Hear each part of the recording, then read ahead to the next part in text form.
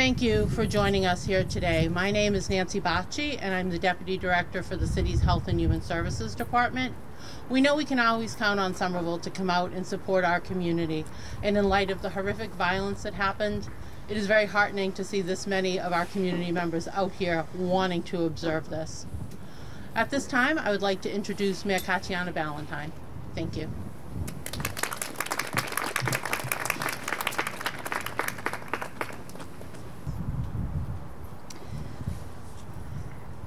Welcome, everyone. Thank you to everyone for being here today. I'd like to thank our Health and Human Services team for organizing this ceremony. Thank you to Pastor Jordan Harris for participating in the ceremony today and for the daily good works in our community. Thank you to the Somerville High School Gender Sexuality Awareness Alliance, known as GSAA, for participating each year in this important annual remembrance. Thank you also to our counselors at large who are here, Counselor Strezzo, Counselor Wilson, Counselor Burnley. Sorry, it's the sun glare. Thank you. And for any other elected officials who are here today. And most important, thank you to the community, our community members, who came to pay respect and show their support as we remember all those who have been lost to senseless violence against transgender persons. We are here today to make loud and clear that love conquers hate, respect is stronger than contempt, compassion is more powerful than cruelty. Solidarity will always triumph over those who seek to divide. We are here today to offer our love, respect, and compassion for the transgender lives we have lost this year and every year. And we stand in solidarity with all transgender persons this day and every day. We gather in the shadow of a horrific assault on our LGBTQ+ communities that occurred just 2 days ago on Trans Remembrance Day itself. The shooting is being investigated as a hate crime. We solemnly came to this event with a list of names of those lost in 2022. It is beyond heartbreaking to know that Sunday's shooting added 2 more transgender lives to that somber tally, alongside 3 other LGBTQ+ fatalities. Even more injured. According to the news reports, one victim was Daniel Davis Aston, a bartender at Club Q, who was a transgender man. Daniel was 28. Kelly Loving, a 40-year-old transgender woman, also died of her wounds. Daniel, Kelly, and each person on that list represents a glorious, beautiful, unique soul. A life cut tragically short by senseless hate and violence. And there are surely more we do not know about. I'll say it again. We have lost glorious, beautiful, unique souls. Every single one had hopes, dreams, fears, challenges, and gifts to offer this world and those around them. They were one of us. We were a part of them. When one soul is lost, a whole community suffers. This is why we must be strong. We must be stronger than those who hate and divide. As your mayor, I want to be clear. Somerville is unwavering in its commitment to remain safe and a welcoming community for all, people who call our city home, to all students who attend our schools, and to all who work or visit here. We will continue to stand with, advocate for, provide critical care and resources for all of our community members, regardless of sexual orientation, gender identity, race, ethnicity, national origin, religion, ability, age, socioeconomic status, or any other identifier. Many other communities join us in respecting the dignity and value of all, but sadly others do not. This is a pivotal moment. Anti-trans political speech is on the rise. More than 300 anti-LGBTQ+ pieces of legislation have been introduced across our nation this year, including more than 140 directed at youth, including and especially directed at transgender youth, at kids. They're targeting hateful laws at kids. These intolerant, ignorant words and acts have clear consequences. They spread misinformation, stoke unfounded fears, and incite violence. They legislate hate and intolerance. This must stop. This cannot go on. To best honor and remember those lost, we must champion humanity in the face of intolerance. We must expose hate and repression where we find it. We must greet those who seek to divide us with an unbreakable unity. We must fight for and protect the rights of transgender and gender nonconforming persons. We are making some strides. Just 2 weeks ago, transgender candidates won elections in state legislatures, making history. In March, President Biden issued the first ever presidential proclamation recognizing International Transgender Day of Visibility. In June 2021, the Biden administration extended Title IX protections to transgender students. In 2022, the Supreme Court ruled to protect gay and transgender people in matters of employment. The Equality Act passed the House, and we can fight to pass it in the Senate. And we will prevail.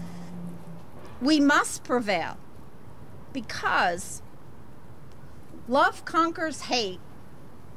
Respect is stronger than contempt. Compassion is more powerful than cruelty. And solidarity will always triumph over those who seek to divide.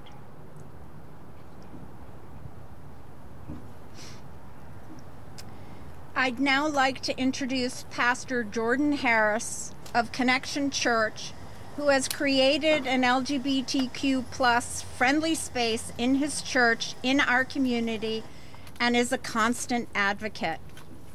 Pastor Harris will read the names of transgender persons lost to acts of violence in the United States in 2022.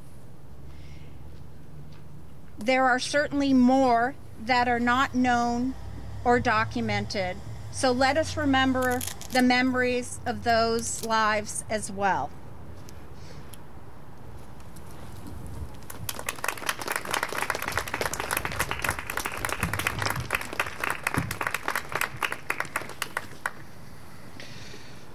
Well, greetings, beloved. You know, it's not often that I find myself intimidated and nervous to speak to a crowd, especially a crowd of other queer people. It's not often that I allow grief to cloud my thoughts, that I feel so heartbroken that I am left tongue-tied. If I'm gonna be honest, I feel awkward about being another cisgendered person up here to read off the names of trans and non-binary siblings who didn't survive this year.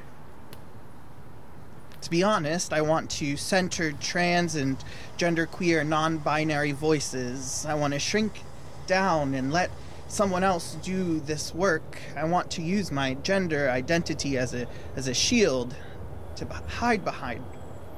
A way for me to get out of owning some of the violence that cisgendered people or religious people do to trans and non-binary and queer people.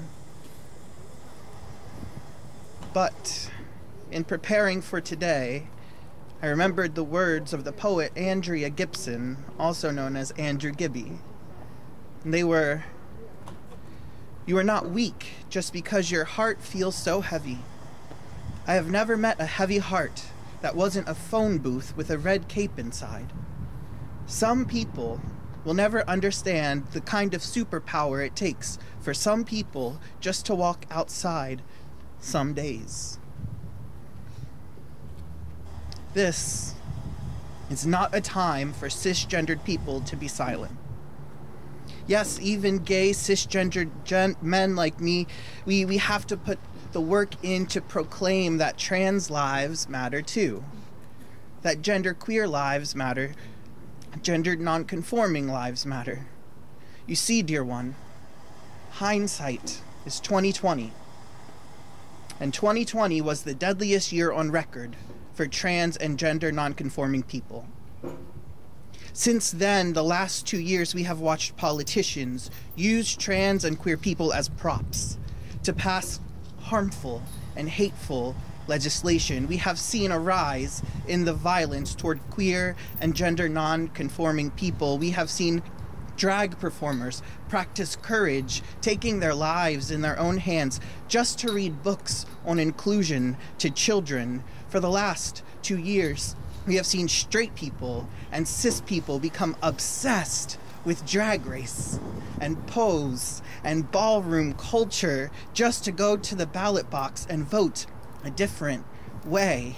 And now, yet again, we have to watch as our community gets murdered just for gathering at a queer bar, this time in Colorado.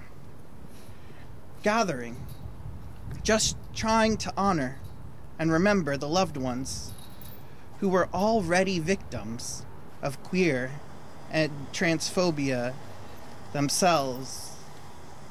And I have to ask, what kind of a world is it that we're living in that they won't even let us gather to remember our dead? So yeah, now is not the time for cisgendered people to be silent. It's not okay just to keep marking these things up as random tragedies while the nation and the world fights over our very being, argues whether or not trans and non-binary youth can make decisions about their own bodies, have ownership over your own lives. Silence cannot be our response. And so, I'm here to read these names and to say I'm sorry and to offer to be a safe person and a better ally to all of those letters that come after the B in our alphabet mafia. To proclaim that the struggle for human rights doesn't end with marriage equality. Rather, we have to continue to fight for our right to exist, to fight for someone just to use the right pronouns for us, to have the freedom to live as we were created to be. We have to do everything in our power to keep your name off this list, to keep the names of our loved ones off this list, to shorten this list to the point where we don't have to continue to gather to read roles of trans and non-binary folks who didn't survive the year. Rather, we need to do the work of protecting each other, of standing up for one another, of calling out transphobia and queerphobia wherever and whenever we see it. Andrew Gibby once wrote, "There is no such thing as an innocent bystander." Silence rides shotgun where hate goes.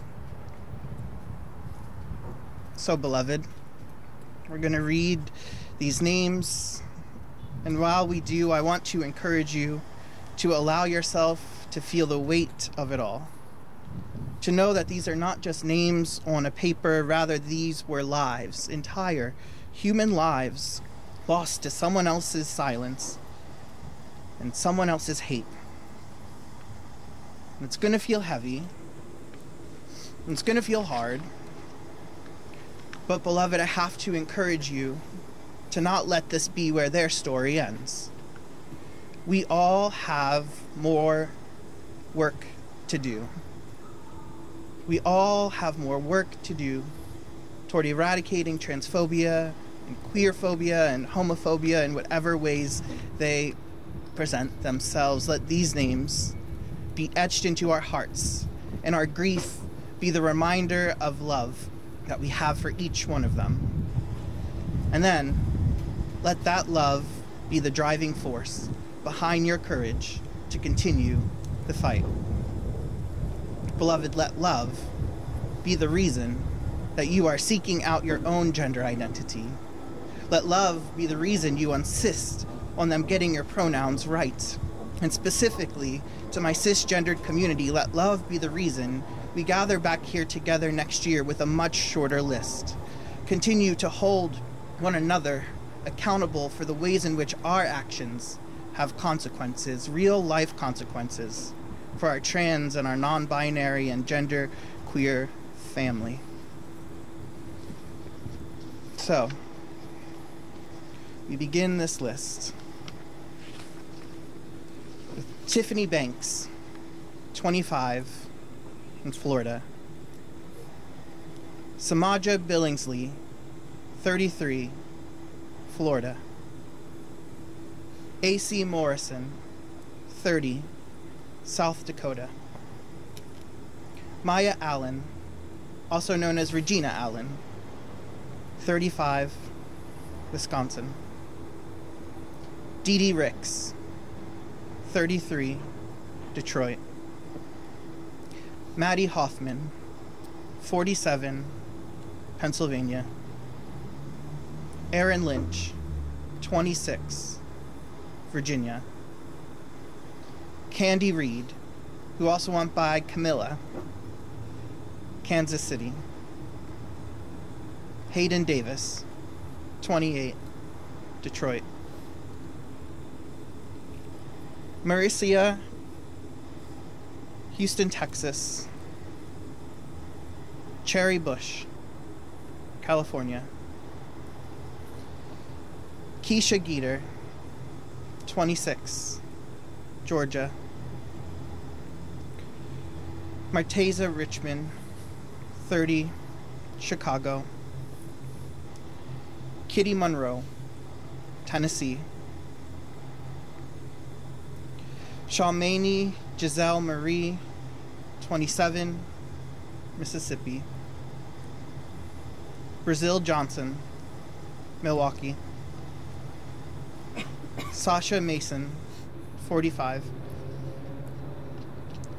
Chanel Yella Dior Hemingway, 30.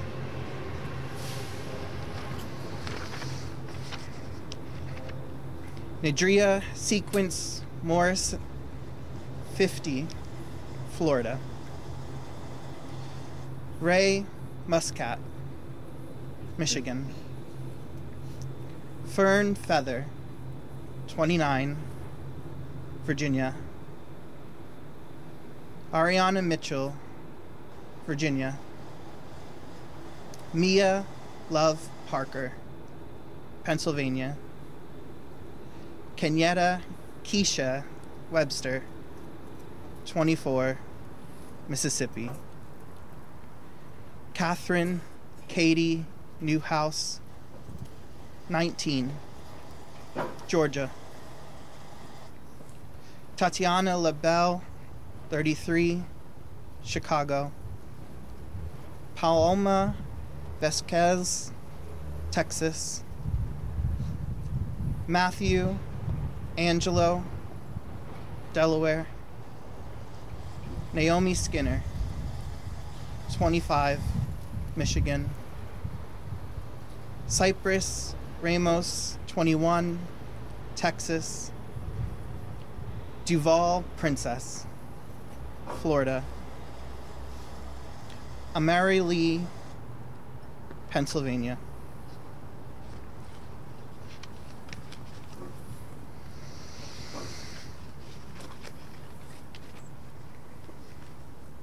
Will you please take a moment of silence with me?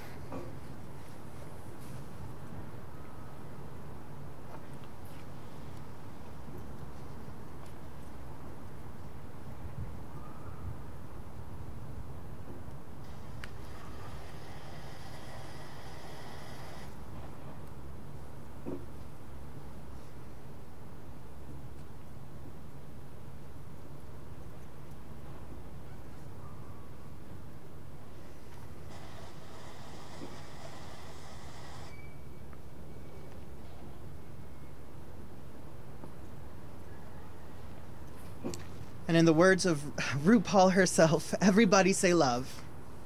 Love. Love. Everybody say love. Love. Thank you for being here. Thank you for being here. If you would please, I invite you to come up and raise the flag with me. Anybody in the audience?